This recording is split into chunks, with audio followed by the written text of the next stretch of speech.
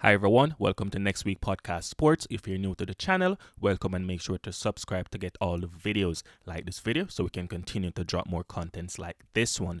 Alright, so today we would like to talk about Real Madrid versus Liverpool, and this game was a brilliant game for Real Madrid, and this game was a terrible game, the worst start of the Champions League for Liverpool. So we're going to analyze it and break it down. So let's get into it. All right. So having watched the entire game, in my opinion, Real Madrid was dropping back way too often and they were dropping back too deep. And what I noticed Real Madrid was doing, even when they were not under pressure, they would still play the ball back to Carvajal, back to Alaba, or even to Eddie Militao. Right, so that is something that I did not like, and that is something that actually hurted them. They gave Liverpool too much respect by trying to allow Liverpool to play when they are on the ball and dropping too deep. Another thing I noticed is that Real Madrid players were slipping a lot on and off the ball, because I remember seeing Benzema, I remember seeing Modric and all these players in the midfield going for the ball, and they slipped before they could even reach it,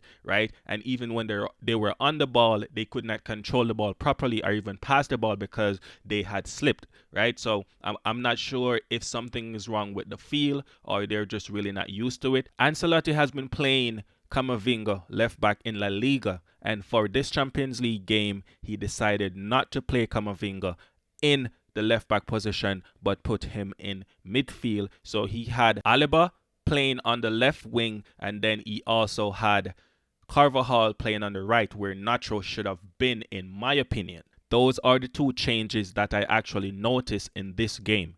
Nacho has been playing a lot more than Carvajal, and for this game, Ancelotti went with Carvajal for this one. Real Madrid never looked threatening on the ball because they did not create enough chances.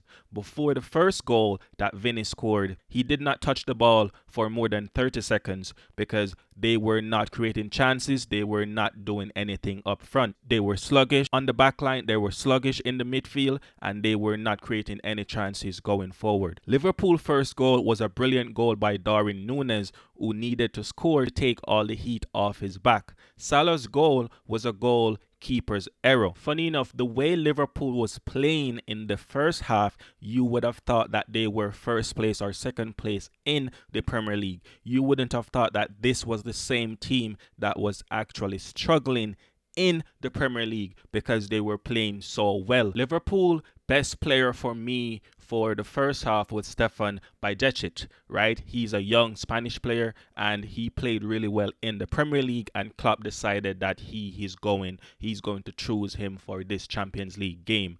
Not sure if that was a great decision, but the player really stepped up to the plate and he delivered a brilliant performance. Real Madrid looked uncomfortable when Liverpool was on the ball. When Real Madrid was on the ball, it was only when Vinicius had the ball that you felt like something was just going to happen. You felt like something is going to happen because Vinicius is that top class player that will create chances for himself, that will create chances for the team, and he can do it all by himself. And so said, so done. He was the one who scored that goal out of thin air. Vinicius scored that goal out of thin air, and he also provided the second goal. That was extremely huge for Real Madrid to level going into halftime, so they have something to work with. They needed that momentum. They needed that spirit. They needed something, Hala Madrid. They needed something to go into the second half so they can build on that and see if they can finish this game in a comfortable position. So early into the second half, Real Madrid opened the scoreline to 3-2, and that was extremely important for Real Madrid to build on the momentum that they were starting to take control of the game and looked more like a player that is second in La Liga as opposed to seventh or sixth like Liverpool in the Premier League.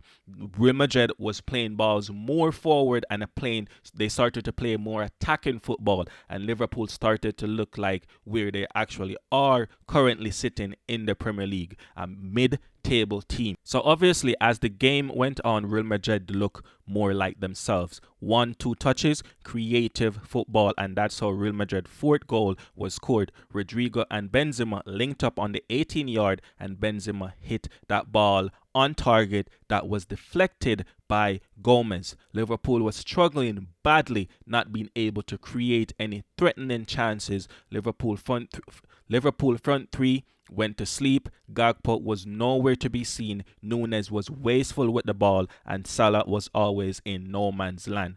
Klopp eventually subbed off Gakpo and Núñez in a double sub. Jota and Firmino came onto the field, and they barely made any difference. This big question is, how much is Liverpool missing Mane?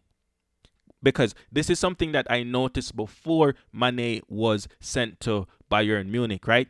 If Mane is playing extremely good and Salah is not performing on the field, Klopp will sub Mane and leave Salah on the field. And this is what we saw tonight.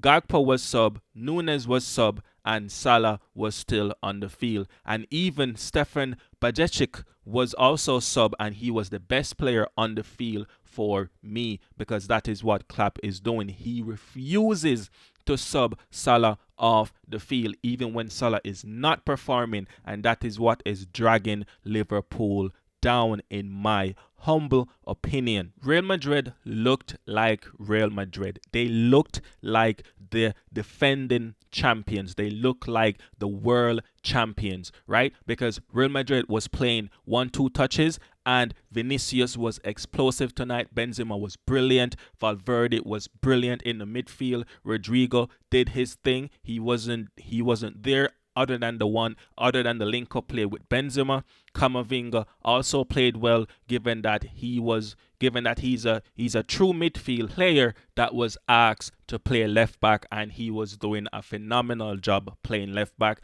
And he was asked to come into this game in the middle of the park, and he also performed extremely well.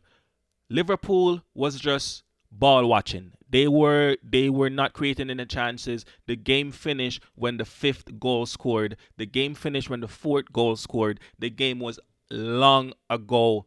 The game was finished, right? So that is what Liverpool did. They were just looking at Real Madrid, just passing the ball around. They were not attacking. The spirit was gone. No one was chasing. No one was doing anything, and Real Madrid was just allowed to start playing training football. 1-2 touches, and that was just it. Real Madrid was dominant tonight, and it was a brilliant game from Real Madrid. All right, so this is where I will leave it for now, guys. If you watched the video up to this point, thank you for watching. Thank you for the likes. Thank you for subscribing. Thank you for the views. As always, I'm out.